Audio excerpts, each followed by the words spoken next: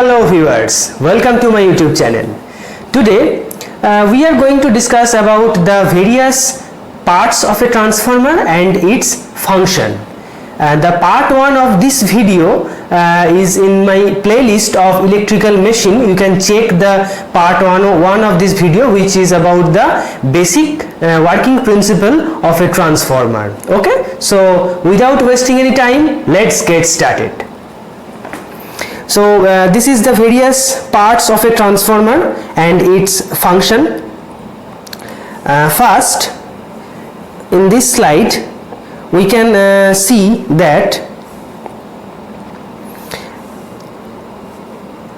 this one is the practical view of a transformer. Okay, this one is the practical view of a transformer. मतलब हम लोग जो transformer बाहर में दिखते हैं वो कुछ इस तरह सा दिखता है, ठीक है, जिसमें ये हो गया कंजर्वेटर टैंक, ये हो गया पूरा मीटर का जो पैनल रहता है वो, ये हो गया हमारा टैप चेंजर, ओके, और ये जो सब है ये बुशिंग्स है, और इसके अंदर जो है इसके अंदर है कोर और वाइंडिंग्स रहता है इसके अंदर, ठीक है. So this one is the outermost view of a transformer. Okay, so one by one we will discuss about the various parts of a transformer, and this one is the schematic diagram of a transformer. Okay, in here we can see that this one is the main transformer tank. Okay, in main transformer tank, the tank is filled with transformer oil. Okay, so transformer oil is basically used for cooling purpose and insulating purpose. Okay, so the conservator tank is connected through a pipe with the main transformer tank. Clear? So इसमें क्या होगा कि ये conservator tank में देखो half fill रहता है transformer oil, okay, और ये जो ऑयल है ये पाइप के थ्रू ट्रांसफार्मर का मेन टैंक जो है उसमें कनेक्ट रहता है, ठीक है, और इसके बीच में देखो ये जो है इसके बीच में है बुकोल्स रिले, ठीक है. बुकोल्स रिले का काम क्या है? बुकोल्स रिले ट्रांसफार्मर के अंदर अगर कोई फॉल्ट होगा तो उसको सेंस करेगा और सिग्नल भेजेगा कि ट्रांसफार्मर में कोई फॉल्ट है या नहीं, ठीक है. और देखो ये जो है ये है breather. So main tank, this one is your main tank connect रहता है पाइप के थ्रू कंजर्वेटर टैंक में. कंजर्वेटर टैंक और मेन टैंक के बीच में रहता है बुकोल्स रिले, और कंजर्वेटर टैंक फिर कनेक्ट रहता है ब्रीदर के थ्रू, ठीक है. सो जो आउटर मोस्ट एयर है वो इस पाइप से जाता है थ्रू ब्रीदर और कंजर्वेटर टैंक में जाता है, ठीक है. फिर कंजर्वेटर टैंक में जो एयर है उसको फील करता है, ठीक है. सो एक के बाद एक देखेंगे कि इस सभी का फंक्शंस क्या है, ठीक है. So that is our first slide we have completed. Our second slide is about the windings of a transformer. Is about the windings of a transformer. Okay. So transformer में कितना वाइंडिंग होता है? दो तरह का वाइंडिंग होता है, एक है प्राइमरी वाइंडिंग, दूसरा है सेकेंडरी वाइंडिंग. प्राइमरी वाइंडिंग हम किसे कहेंगे? प्राइमरी वाइंडिंग कैसे कहेंगे कि जिसमें हम लोग सप्लाई को ऐड करेंगे. That means from to where we will connect the supply, that is called the primary winding. Okay, और सेकेंडरी वाइंडिंग हम किसे कहेंगे? From this winding output voltage is collected. That means हम सेकेंडरी वाइंडिंग से output voltage को collect करेंगे हमारे use के लिए, ठीक है. और क्या है इसमें? हाई वोल्टेज वाइंडिंग और लो voltage winding. High voltage winding क्या होता है? It is made of copper conductor. The conductor is thinner than that of the low voltage winding. It consists of more number of turns than the low voltage winding. That means क्या है? ये जो high voltage winding है, ये high voltage winding का जो wire होता है वो लो वोल्टेज वाइंडिंग के रेस्पेक्ट में थोड़ा थिन होता है. क्यों?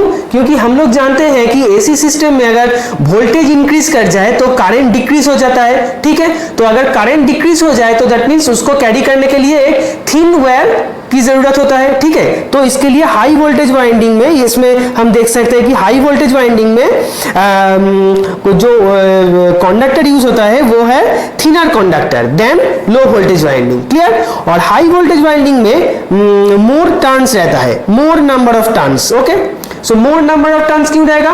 हम लोग पिछले वीडियो में देखे हैं कि जिस साइड के टर्न्स, नंबर ऑफ टर्न्स ज्यादा होता है उस साइड में ज्यादा वोल्टेज प्रोड्यूस होता है, और जिस साइड में नंबर ऑफ टर्न्स लेस होता है उस साइड में हम लोग कम वोल्टेज प्रोड्यूस होता है, ठीक है। So this production of voltage is depend upon the number of turns of A winding, ठीक है। सो लो वोल्टेज साइड में क्या होगा? नंबर ऑफ टर्न्स कम होगा हाई वोल्टेज साइड के रेस्पेक्ट में, और हाई वोल्टेज साइड में क्या होगा? नंबर ऑफ टर्न्स ज्यादा होगा लो वोल्टेज साइड के रेस्पेक्ट में, ठीक है। तो लो वोल्टेज साइड में देखो क्या है, less number of turns than high voltage side, the conductor is thicker than that of the high voltage winding. That means क्या है, जो कंडक्टर हम लोग यूज करेंगे वो थोड़ा मोटा रहेगा हाई वोल्टेज को वाइंडिंग के रेस्पेक्ट में, ठीक है। तो ये हो गया लो वोल्टेज वाइंडिंग और हाई वोल्टेज वाइंडिंग। फिर क्या है, current in the high voltage winding is less than that of the low voltage. जो मैंने पहले ही कहा है कि लो वोल्टेज वाइंडिंग में करंट ज्यादा रहता है और हाई वोल्टेज वाइंडिंग में करंट कम रहता है, इसलिए हाई वोल्टेज वाइंडिंग का जो वाइंडिंग वायर होता है वो थिनर होता है लो वोल्टेज के रेस्पेक्ट में, और लो वोल्टेज वाइंडिंग का जो वायर होता है वो थिक होता है, दैट मींस मोटा होता है हाई वोल्टेज वाइंडिंग के रेस्पेक्ट में, ठीक है। अब आप देखेंगे कि इस पिक्चर को क्या कहा जाता है। देखो इसमें दो तरह का एक्चुअली ट्रांसफार्मर होता है, एक है core type, another one is shell type, okay. Core type में देखो ये जो कोर है उसका दोनों साइड में वाइंडिंग वुंड रहता है, ठीक है। एक है प्राइमरी वाइंडिंग, एक है secondary winding, clear. But in the shell type में क्या होता है कि देखो एक ही जो लिम्ब है कोर का, उस एक ही लिम्ब में वाइंडिंग है। तो फिर प्राइमरी वाइंडिंग और सेकेंडरी वाइंडिंग कहाँ है? दोनों वाइंडिंग इसके अंदर ही है, दैट मींस एक जो लिम्ब है, एक जो लेग है वो कोर का, उस एक कोर के ही उस एक लेग में ही दोनों वाइंडिंग को हम लोग रैप करते हैं, ठीक है। तो पहले रहता है, देखो इस पिक्चर से हम समझ सकते हैं कि पहले रहता है लो वोल्टेज वाइंडिंग और उसके बाद रहता है हाई वोल्टेज वाइंडिंग, ठीक है।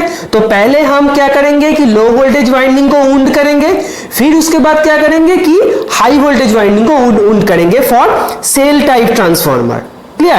Now this one is single phase cell type transformer, this one, and the another one is three phase cell transformer. This one is single phase core type and this one is three phase core type. This one is single phase shell type and this one is three phase shell type transformer, okay. So from here we can understand how we can wound our windings and how the transformer actually looks like in the inner part of the transformer, okay.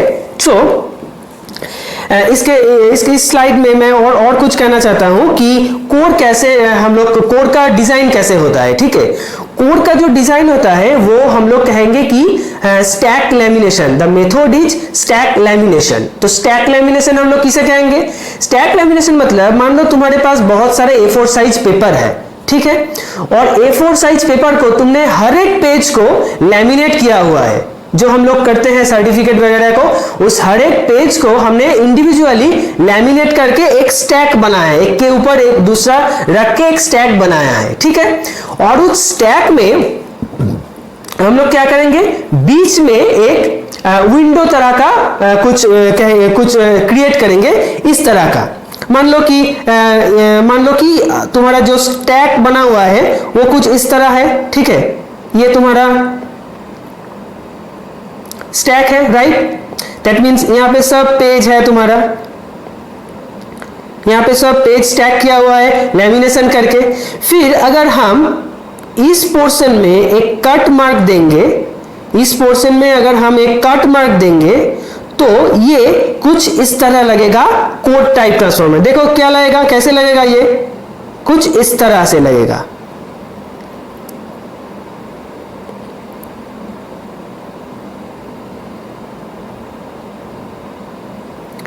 Okay.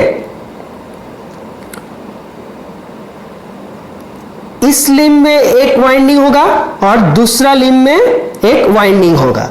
ठीक है, तो ये जो है मैंने draw किया इस कुछ इस तरह का है, core type single phase transformer.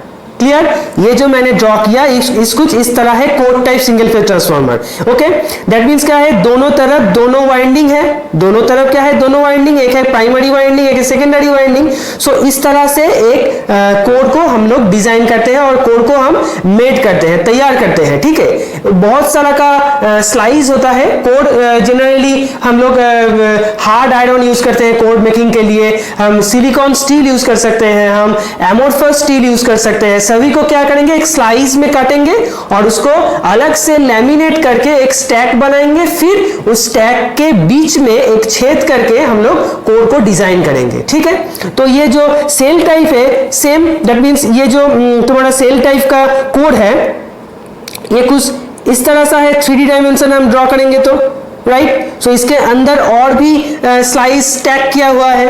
Okay, सो इस तरह से हम लोग कोर डिजाइन करेंगे। ठीक है, तो इस स्लाइड में हमने क्या देखा, इस स्लाइड में हमने देखा कि कोर कैसे होता है, कोर दिखने में कैसे होता है, हाई वोल्टेज वाइंडिंग और लो वोल्टेज वाइंडिंग का प्रॉपर्टीज क्या होता है, लो वोल्टेज वाइंडिंग और हाई वोल्टेज वाइंडिंग कैसे ऊन किया जाता है, ये सब हमने इस स्लाइड में देखा।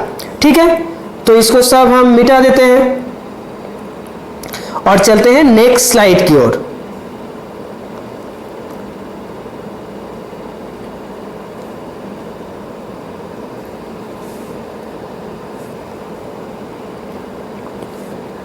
सो this is our next slide. Okay, so हमने पिछले स्लाइड में क्या कहा था, कोर मेकिंग के लिए कोर को एक सिलिकॉन स्टील और जो भी मटेरियल हम लोग यूज करेंगे उस मटेरियल को स्लाइस में काटेंगे और उसके उस ईच स्लाइस को इंडिविजुअली हम लोग लैमिनेट करेंगे। लैमिनेट क्यों किया जाता है कि सब स्लाइड को एक दूसरे से आइसोलेट करने के लिए। इसका भी एक रीजन है, क्योंकि हम स्टैक लैमिनेशन मेथड हम क्यों यूज करते हैं, क्योंकि to reduce the eddy current loss. Okay, जब हम ट्रांसफार्मर के और भी डिटेल्स में पढ़ेंगे तब पढ़ेंगे कि ट्रांसफार्मर में कितने तरह का लॉस होता है, तब हम लोग डिस्कस करेंगे कि एडी करंट लॉस क्या है और उसको हम लोग मिनिमाइज कैसे करते हैं। ठीक है, तो मैंने अभी कह दिया कि मिनिमाइज करते हैं स्टैक लैमिनेशन के थ्रू। ठीक है, क्यों स्टैक लैमिनेशन करेंगे उसको हम डिटेल जब पढ़ेंगे तब सीखेंगे। ठीक है, तो इस स्लाइड में हम लोग देख रहे हैं कि there are lots of insulating material, lots of insulating material which are used in the transformer. ठीक है, तो देखो यह है क्या है, पेपर बोर्ड मटेरियल है, वुड है, ऑयल इंसुलेशन है, ब्रैकेलाइट इंसुलेशन है और ये क्या है, बुशिंग्स इंसुलेशन। ठीक है, तो ये सभी का काम एक ही है कि इलेक्ट्रिसिटी को आइसोलेट करना। इंसुलेटर का प्रॉपर्टी ये है कि इंसुलेटर के थ्रू इलेक्ट्रिसिटी फ्लो नहीं करता है। ठीक है, तो ये सभी इंसुलेटर का, इंसुलेटिंग मटेरियल का काम है कि इलेक्ट्रिसिटी को फ्लो करने से रोकने का। Okay, so these are the various insulating materials which are used in the transformer. Okay, so इसे मिटा देते हैं, फिर हम लोग चलते हैं नेक्स्ट स्लाइड की तरफ। देखो नेक्स्ट स्लाइड में क्या है, नेक्स्ट स्लाइड में ये जो पिक्चर है ये एक ट्रांसफार्मर टैंक का पिक्चर है, दैट मीन्स ये वाला। ठीक है, तो ये वाला पिक्चर ये है ट्रांसफार्मर टैंक। इसके अंदर क्या होता है, ट्रांसफार्मर ऑयल होता है और ट्रांसफार्मर ऑयल के अंदर वाइंडिंग और कोर को हम लोग डिप कर देते हैं। ठीक है, वाइंडिंग और कोर को हम लोग डिप कर देते हैं। ठीक है, और ये जो है बाहर में जो दिख रहा है एक थोड़ा स्लाइड करके जो एक दूसरे के करीब करीब ये जो बैठा हुआ है यहाँ पे, ये है रेडिएटर। ओके, रेडिएटर का काम क्या है, रेडिएटर का काम क्या है, रेडिएट करना। क्या हम रेडिएट करेंगे, हीट को। जब ट्रांसफार्मर के वाइंडिंग के थ्रू करंट फ्लो होता है तो क्या होता है, उसमें हीट प्रोड्यूस होता है। तो हीट को हम लोग क्या करेंगे कि रेडिएटर के थ्रू एटमॉस्फेयर में छोड़ देंगे। क्यों, क्योंकि अंदर का जो टेम्परेचर है वो अलाउएबल टेम्परेचर ही रहे। ठीक है, तो क्या हम ये जो रेडिएटर है इसके थ्रू इसके थ्रू ट्रांसफार्मर का जो ऑयल है वो फ्लो करता है। ठीक है। जब फ्लो करेगा तो क्या होगा, वो जो रेडिएटर जो वॉल है उसके थ्रू जो हीट है अंदर का वो बाहर आ जाएगा। इसका एक सिंपल एग्जांपल हम दे सकते हैं कि मान लो तुम्हारे जो फ्लोर है घर का उसमें एक पानी गिर गया है, ठीक है। तो पानी गिरने के बाद तुम लोग क्या करते हो, उसे पोंछ देते हो, क्यों? क्योंकि जल्दी सूख जाए। तो इसके पीछे साइंस क्या है? इसके पीछे साइंस है कि जब हम पानी को पोंछ दे रहे हैं, जब हम पानी को ऐसे करके पोंछते हैं तो क्या होता है कि उसका जो सरफेस एरिया है, वो बहुत बढ़ जाता है। तो इवापोरेशन जो है, वो जो पानी का जो इवापोरेशन है वो भी बढ़ जाता है, राइट। सो जल्दी वो पानी सूख जाता है फ्लोर से। सो सेम थिंग्स ये रेडिएटर हम लोग यूज करेंगे जब ऑयल फ्लो करेगा। तो ऑयल अगर ज्यादा सरफेस एरिया से फ्लो करेगा तो ज्यादा जल्दी और ज्यादा अमाउंट हीट वो एटमॉस्फेयर में छोड़ देगा, ठीक है। तो अंदर का जो टेम्परेचर है वो सही रहेगा, ठीक है। तो रेडिएटर का काम है to radiate the inner temperature to the outer atmosphere, ठीक है। तो ये है हमारा मेन टैंक। इस मेन टैंक के अंदर वाइंडिंग और कोर रहता है, और ये जो पाइप है ये यहाँ पे हम लोग कनेक्ट करते हैं, ठीक है। यहाँ पे हम लोग कनेक्ट करते हैं। उसके बाद कंजर्वेटर टैंक, बीच में बुकोल्स रिले और फिर ब्रीदर रहता है, ओके। सो इस स्लाइड में हमने देखा कि ट्रांसफार्मर, एक प्रैक्टिकल ट्रांसफार्मर टैंक कैसे होता है, ठीक है। सो इसको हम मिटा देते हैं।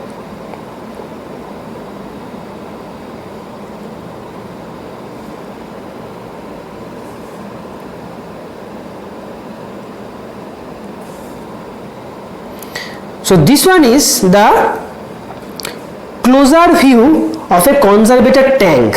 Okay, ये जो conservator टैंक है, ये conservator टैंक का एक फंक्शन है, मैं बाद में बता रहा हूं ये conservator टैंक का फंक्शन क्या है। पहले ये देख लो कि ये conservator टैंक का एक क्लोजर व्यू है, ठीक है। ये जो पाइप है, इस पाइप के थ्रू डायरेक्टली कनेक्ट रहता है बुकोल्स रिले, और बुकोल्स रिले के थ्रू डायरेक्टली कनेक्ट रहता है ट्रांसफार्मर का मेन टैंक, ठीक है। तो इसमें इस पाइप से ऑयल जाता है सीधा ट्रांसफार्मर के मेन टैंक में ऑयल जाता है, ओके। और इसका जो दूसरा टर्मिनल है ये रहता है ब्रीदर में। This one is the breather. Breather का एक बहुत इंपॉर्टेंट फंक्शन है ट्रांसफार्मर में, वो भी मैं बाद में बता रहा हूं, ठीक है। तो यह है हमारा कंजर्वेटर टैंक। उसके थ्रू जो कनेक्ट रहता है वो है ब्रीदर। ब्रीदर के थ्रू एयर कंजर्वेटर टैंक में जाता है, और कंजर्वेटर टैंक का जो हाफ फिल रहता है, वो जो हाफ फिल एयर रहता है उसको फिल करता है, ठीक है। और ये है हमारा एक मीटर। इस मीटर के थ्रू हम लोग जान सकते हैं कि उसका जो ऑयल का जो टेम्परेचर है, ऑयल का जो प्रेशर है वो कितना है, इस मीटर के थ्रू हम जान सकते हैं, ठीक है। तो इसको, ये स्लाइड हो गया, इसको हम मिटा देते हैं।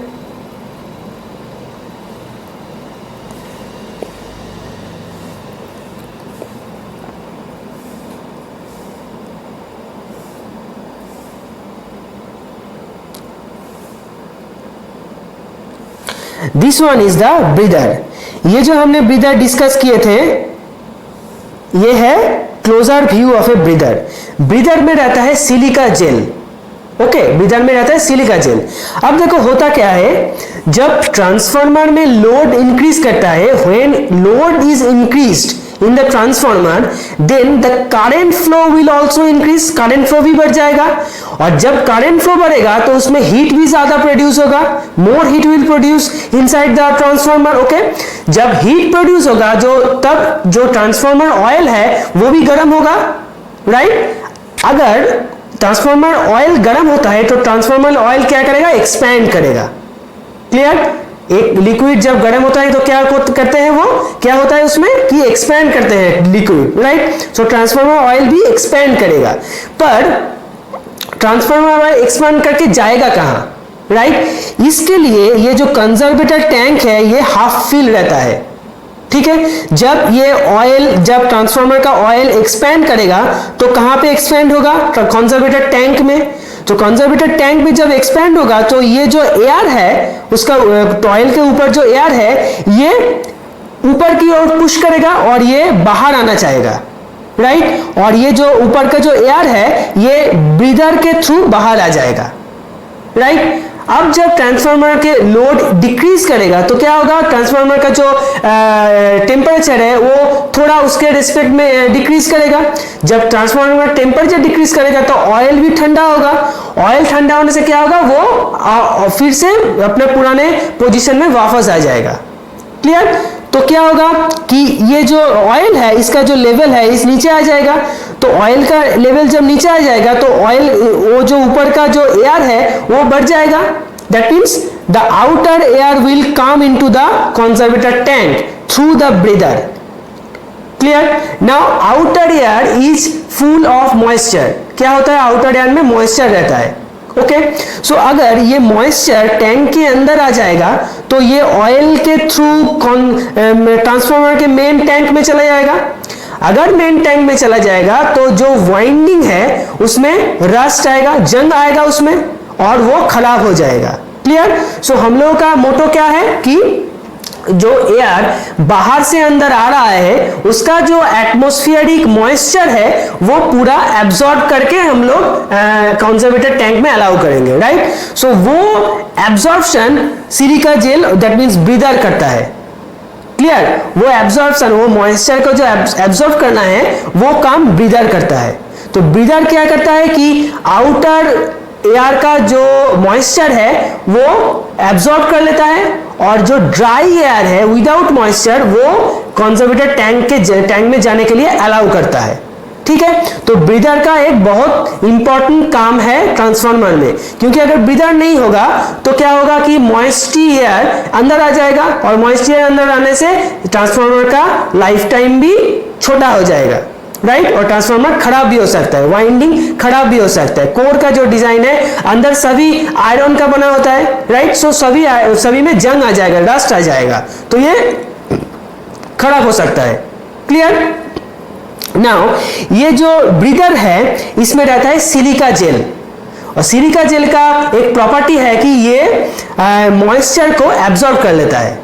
Okay, now silica gel usually होता है ब्लू कलर में, usually it's in blue colour. Okay, मगर जब वो एटमॉस्फेरिक जो मॉइस्चर है वो एब्जॉर्ब करता है तो वो कलर चेंज करने लगता है, वो होता है पिंक कलर का।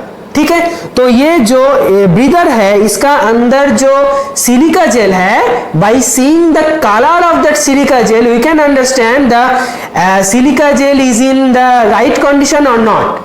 अगर पिंक हो जाए that means we have to change the silica gel. Okay, अगर ब्लू ही रहेगा that means it can absorb more moisture, but अगर पिंक हो जाएगा तो that means it comes to the saturation point. Okay, that means we have to change the silica gel. Okay, so ये क्या होगा, ब्रीदर एक ग्लास का jar होता है, जैसे कि हम लोग देख पाए सिलिका जेल को, ट्रांसपेरेंट ग्लास का जार होता है, उसके अंदर सिलिका जेल रहता है, और ये जो है ये ऑयल कैप रहता है। ओके, अब ये ऑयल कैप क्या काम करेगा, जब एयर बाहर से अंदर आ रहा है तो अब उसमें क्या होगा, एक थोड़ा बहुत डस्ट पार्टिकल भी हो सकता है। ठीक है? तो सिलिका जेल तो मॉइस्चर एब्जॉर्ब कर लिया, पर डस्ट पार्टिकल कौन एब्जॉर्ब करेगा, वो करता है हमारा ऑयल। तो ऑयल, पहले ऑयल कैप रहता है फिर सिलिका जेल रहता है। तो ऑयल कैप के थ्रू अगर जब एयर पास करता है तो क्या होता है कि जो डस्ट पार्टिकल है और जो भी अनवांटेड पार्टिकल है वो सब ऑयल में प्रिसिपिटेट हो जाता है। फिर जो दूसरा एयर है उसका ऑयल का आउटपुट जो एयर है वो उसमें सिर्फ रहता है मॉइस्चर एंड एयर। ठीक है? वो मॉइस्चर को ये सिलिका जेल एब्जॉर्ब कर लेता है और फिर अलाउ करता है ड्राई एयर को कंजर्वेटर टैंक में जाने के लिए। Clear? So in this slide we can understand the importance of a silica gel or importance of the breather. Okay, now ये जो जब ट्रांसफार्मर में लोड इंक्रीज करता है, मैंने पहले ही भी कहा कि ट्रांसफार्मर जब लोड इंक्रीज करेगा तो क्या होगा, ऑयल बढ़ेगा, और ट्रांसफार्मर में जो लोड डिक्रीज करेगा तो ऑयल का जो लेवल है वो नीचे आ जाएगा, क्योंकि ऑयल अगर गर्म होगा तो ऊपर आ जाएगा, उसका लेवल ऊपर आ जाएगा, और जब ठंडा होगा तो उसका लेवल नीचे आ जाएगा। राइट? सो ये जो ऊपर आने का और नीचे जाने का प्रोसेस है इसको हम कहेंगे कि ब्रीदिंग ऑफ द ट्रांसफार्मर। जैसे कि हम लोग ब्रीदिंग करते हैं ऐसे करके, तो ट्रांसफार्मर भी ऐसे कुछ ब्रीदिंग करता है। कि उसका ऑयल का लेवल ऊपर जा रहा है और नीचे आ रहा है, ठीक है। तो इसको हम कहेंगे breathing of the transformer. Okay, this is a very important point, breathing of the transformer. Okay, now breathing होता है किसके थ्रू? ब्रीदर के थ्रू। ओके, ब्रीदर में क्या रहता है? Silica gel. सिलिका जेल क्या करता है? सिलिका जेल मॉइस्चर को एब्जॉर्ब कर लेता है। क्यों? क्योंकि ड्राई एयर अगर हम लोग कंजर्वेटेड टैंक में नहीं डालेंगे तो उसमें रस्ट आ जाएगा, जंग आ जाएगा। तो ड्राई एयर ही हम लोगों को चाहिए कंजर्वेटेड टैंक में जाने के लिए। और एक कंजर्वेटेड टैंक हाफ एयर के थ्रू फिल क्यों रहता है? क्योंकि जब अगर ऑयल का लेवल जब ऊपर जाएगा तो कहाँ उसको बढ़ने के लिए तो जगह चाहिए ना, तो ये वो जगह है। ओके, सो ये हो गया हमारा ब्रीदर और कंजर्वेटेड टैंक का function. Clear? So let me erase.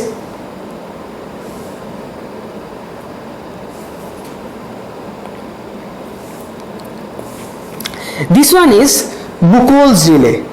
हमने पहले फर्स्ट स्लाइड में कहा था कि ट्रांसफॉर्मर मेन टैंक और कंजर्वेटर टैंक इसके बीच में रहता है Buchholz relay. Okay, so Buchholz relay is a security device which is normally used in large oil absorbed transformer. It is a kind of oil and gas activated security relay. The Buchholz relay purpose is to give the protection of a transformer from the different faults happening in the transformer like short circuit, interturn, etc. This relay will sense these faults and shut the alarm circuit. तो इसमें क्या कहा गया है कि Buchholz relay transformer के main tank के अंदर अगर कोई भी फॉल्ट होगा तो क्या होगा? मान लो कि शॉर्ट सर्किट फॉल्ट है, मान लो कि जो इंसुलेटर है वो पंक्चर हो गया है, तो कोई भी फॉल्ट होगा तो ये बुकोल्स रिले उसको सेंस करेगा। ओके, सेंस करके एक अलार्म बजाएगा और अलार्म के थ्रू हम लोग जान पाएंगे कि ट्रांसफार्मर में कोई फॉल्ट है। तो जो ऑपरेटर है ट्रांसफार्मर का, जो उसके करीब जो ऑपरेटर रहेगा, जो भी रहेगा, वो जाके ट्रांसफार्मर को ऑफ करेगा पहले, फिर उसको मेंटेनेंस करेगा कि कहाँ पे फॉल्ट है, कहाँ पे नहीं है। तो ये है बुकोल्स रिले। इसका भी इंपॉर्टेंस बहुत है, क्योंकि अगर मान लो कि ट्रांसफार्मर के अंदर कोई फॉल्ट हो गया और हमको पता भी नहीं चला तो ट्रांसफार्मर तो जल जाएगा ना, ट्रांसफार्मर तो खराब हो जाएगा। तो ये ट्रांसफार्मर प्रोटेक्शन का एक बहुत इंपॉर्टेंट रोल प्ले करता है। ठीक है, यह है Buchholz relay. And this one is the cut model of a transformer. अब देख सकते हैं कि इसके ये जो मेन टैंक है इसके अंदर वाइंडिंग लगा हुआ है, वाइंडिंग, और ये जो है ये है बुशिंग्स। बुशिंग्स मतलब कुछ नहीं, एक जो हमारा जो कनेक्शन है वो जब बाहर आता है तो बुशिंग्स के थ्रू आता है। बुशिंग्स और कुछ नहीं, एक पोर्सेलिन का मटेरियल होता है, insulating material. It's must be insulating material. पोर्सेलिन भी एक इंसुलेटिंग मटेरियल होता है। जो अगर जब लाइव वायर बाहर आ रहा है तो उसको इंसुलेट करना पड़ेगा for the safety purpose. So through bushings we will insulate the connection. Okay, so this one is high voltage bushing and this one is your low voltage bushing, right?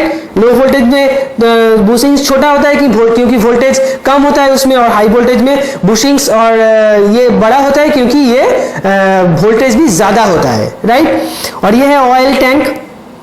ये सभी हमने देख चुके हैं। फिर भी एक कट मॉडल है जो दिखा रहा है कि यहाँ पे बुशिंग्स है, वाइंडिंग्स है, इसके अंदर बहुत सारा, इसके ये जो है ये एक फैन है, cooling fan.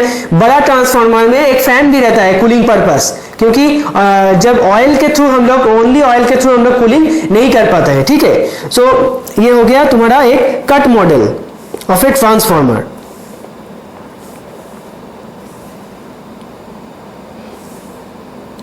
Now this one is the total transformer, जो हमने पहले भी डिस्कस किए हैं कि ये है conservator tank. This one is breather. Okay, conservator tank के थ्रू ब्रीदर कनेक्ट होता है। This one is cooling tubes. Cooling tubes मतलब रेडिएटर, इसके थ्रू ऑयल फ्लो करेगा। ऑयल जब फ्लो करेगा तो बहुत ज्यादा सरफेस एरिया के थ्रू फ्लो करेगा, तब क्या होगा कि इसमें हीट ज्यादा रेडिएट होगा, बाहर आ जाएगा। ठीक है, ये है ड्रेन ऑफ। दैट मीन्स कि अगर हम लोगों को जरूरत पड़े कि ट्रांसफार्मर जो ऑयल है वो निकाल के फिर से रिफिल करने का, तो ये ड्रेन, और ड्रेन से हम लोग क्या करेंगे कि ट्रांसफार्मर ऑयल को पूरा बाहर लेके आएंगे, फिर दूसरा ट्रांसफार्मर ऑयल हम डालेंगे। Okay, this one is the main tank, this one is the main tank and this one is the tank cover. Okay, so ये कवर रहता है। और बड़ा ट्रांसफार्मर क्या होता है कि बीच में नीचे जो व्हील भी रहता है। जब बड़ा ट्रांसफार्मर होता है सबस्टेशन या पावर प्लांट पे, उसके नीचे व्हील भी रहता है, ठीक है, for the transportation part. So this one is the explosion went. Explosion went क्या करता है कि अगर टैंक के अंदर ज़्यादा टेम्परेचर हो जाए तो ये एक्सप्लोशन वेंट बास्ट कर जाता है और जो अंदर का जो एक्स्ट्रा टेम्परेचर है वो बाहर आ जाता है थ्रू एक्सप्लोजन वेंट। ओके, सो एक्सप्लोजन वेंट क्या करता है, एक सेफ्टी पर्पस यूज होता है ट्रांसफार्मर में, और ये जो एक्सप्लोजन वेंट है ये खुद बास्ट कर जाता है और ट्रांसफार्मर का अंदर का जो एक्स्ट्रा टेम्परेचर है, मान लो कि शॉर्ट सर्किट के थ्रू ज़्यादा करंट फ्लो कर रहा है कि या कोई भी फॉल्ट हुआ ट्रांसफार्मर के अंदर, तो इसमें ज़्यादा करंट फ्लो करेगा और ये टेम्परेचर इंक्रीज कर जाएगा। ठीक है, अगर ये टेम्परेचर इंक्रीज कर जाए तो एक्सप्लोजन वेंट खुद बास्ट कर जाएगा और ये जो एक्स्ट्रा टेम्परेचर है वो बाहर लाएगा। तो इसके थ्रू अगर ये ट्रांसफार्मर सेफ रहता है। ठीक है, so these are the various parts of a transformer we have seen. Okay, now we will recapitulate the whole session. हमने देखा कि ये जो फर्स्ट स्लाइड में हमने देखा कि ये जो ट्रांसफार्मर का एक स्कीमेटिक डायग्राम है, ये इसमें देखा है कि ट्रांसफार्मर टैंक है। ट्रांसफार्मर टैंक के अंदर वाइंडिंग रहता है और कोर रहता है, उसमें ट्रांसफार्मर ऑयल रहता है। ट्रांसफार्मर ऑयल में डिप किया हुआ रहता है वो कोर और वाइंडिंग। उसके ट्रांसफार्मर का जो मेन टैंक है वो कनेक्ट रहता है कंजर्वेटर टैंक में through Buchholz relay. Buchholz relay का फंक्शन हमने बताया कि ये एक सेफ्टी पर्पस रिले है। ये सेंस करता है कि अंदर का कोई गड़बड़ी है या कुछ फॉल्ट होता है तो वो सेंस करता है और वो अलार्म बजाता है। अलार्म बजाने के बाद अगर हम कुछ स्टेप ले सकते हैं तो ओके। तो ये है कंजर्वेटर टैंक। कंजर्वेटर टैंक में हाफ ऑयल रहता है, हाफ एयर रहता है, क्योंकि जब ट्रांसफार्मर में लोड इंक्रीज करता है तो क्या होगा कि ये जो लेवल है ऑयल का ये भी इंक्रीज करेगा। तो वो लेवल कहाँ पे इंक्रीज करेगा कि एयर में जो है वो जो स्पेस है वहाँ पे इंक्रीज करेगा। ठीक है, तो जब इंक्रीज करेगा तो ये एयर एटमोस्फेयर में बाहर आ जाएगा, और जब डिक्रीज करेगा ऑयल का लेवल, जब लोड कम हो जाएगा तो एयर फिर से एटमोस्फेयर से एयर फिर से कंजर्वेटर टैंक में जाएगा थ्रू ब्रीदर। और हमने ब्रीदर में देखा क्या है, सिलिका जेल। सिलिका जेल क्या करता है कि एटमॉस्फेरिक जो मॉइस्चर है उसको एब्जॉर्ब कर लेता है कि अगर, और ये जो ड्राई एयर है उसको कंजर्वेटर टैंक में जाने के लिए अलाउ करता है। तो क्या होता है इसमें फायदा कि जो अंदर का जो लोहा और जो आयरन का जो मटेरियल है वो रस्ट होने से सेफ रहता है। ठीक है, so these are the various parts of a transformer and the function of its transformer. ठीक है, तो that's it for today's video. If you like this video then please like the like button, and if you are those who are new in this channel please subscribe the channel and share it with your friends. Okay, so goodbye and take care.